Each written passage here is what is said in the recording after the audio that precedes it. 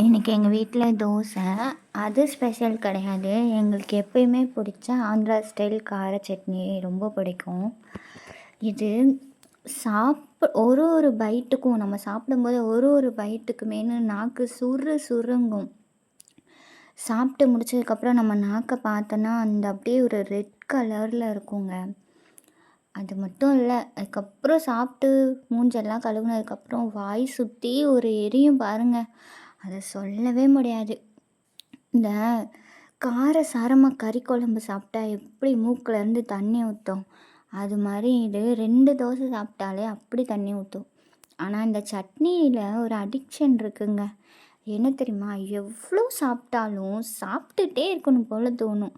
நான் அகைன் 2 தோசை வாங்கி சாப்பிட்டேன். நான் கொஞ்சம் டயட் ஃபாலோ பண்ணுறதுனால 4 தோசையோடு முடிச்சிட்டேன்.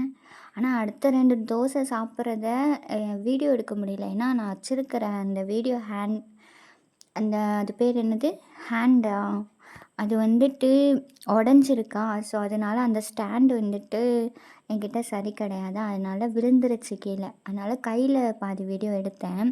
அது உங்களுக்கு சரியாக காட்டுதா என்னன்னு தெரில. நான் அப்லோட் பண்ணியிருக்கேன், பாருங்கள்.